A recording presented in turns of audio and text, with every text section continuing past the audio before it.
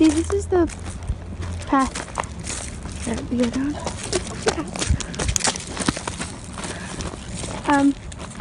There's no path going there, so we have to go down here.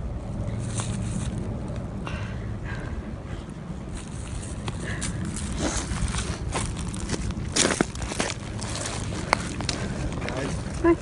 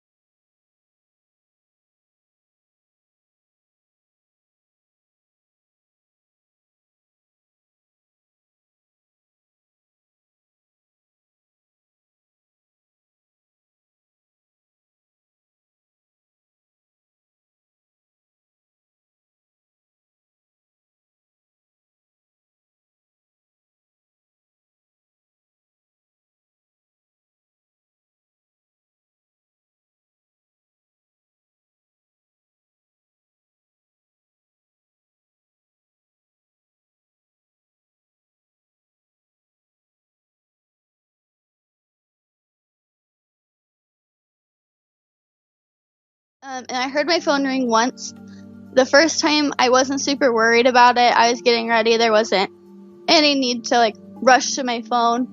But when it started ringing several times after that, I was like, well, something must be going on. So I went over and grabbed it.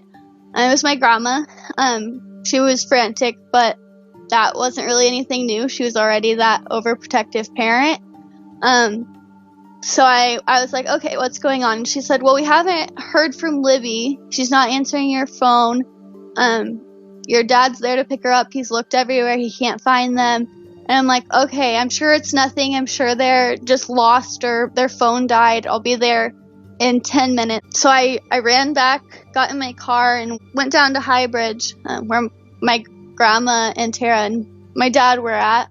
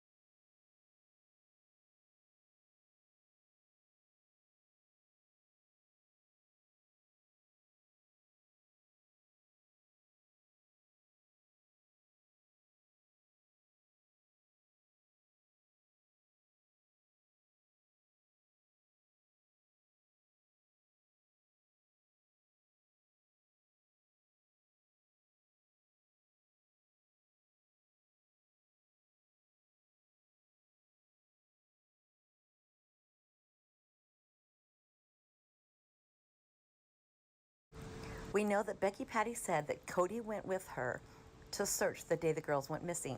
And said, Libby's not answering her phone, I don't see her. So that's when I started calling, and my daughter works with me, and she started calling, and we started texting and messaging, and about 4 o'clock we knew that's not like Libby not to answer her phone. So we're thinking, okay, what's going on? Yeah. At that point in time, it wasn't anything. We weren't thinking something serious at this time. And so I called Mike and said, hey, Libby's not answering her phone. They're at the trails. We're going to head over there and start looking. And he said, I'll meet you there. So my daughter went on over.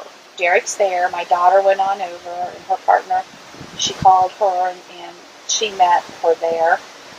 Ended up calling Kelsey at work, and she came back and started. She left work. She left work. Where was she working at the time? Dairy Queen. Okay.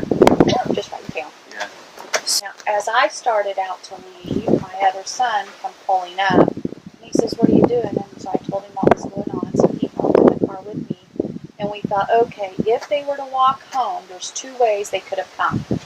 So we got in the car, and we drove both ways, looking to see if maybe they had decided to walk home, something had happened, she lost her phone or something.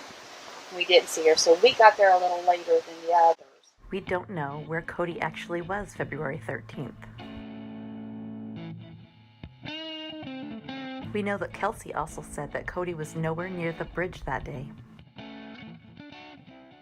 In Kelsey's debunking video, she said that Cody's whereabouts have been confirmed. They know where he was and who he was with, and he was nowhere near Delphi.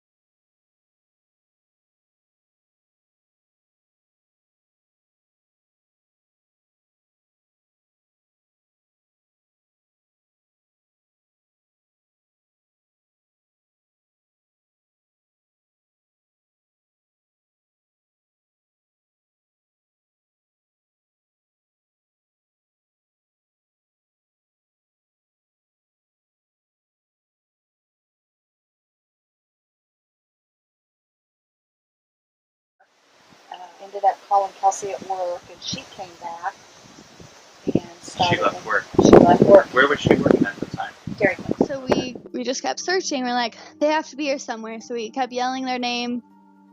Eventually, me and my uncle went back across the bridge and told my grandparents they weren't anywhere. We didn't see them anywhere. So they ended up calling the police. And that night, we were in the police station for a long time. Yeah, you were there searching for a part of the time, though, right? Yeah, so before we contacted the police, I was there. I crossed the bridge and looked on that side. And then after that, I actually went back to work and then ended up at the police station.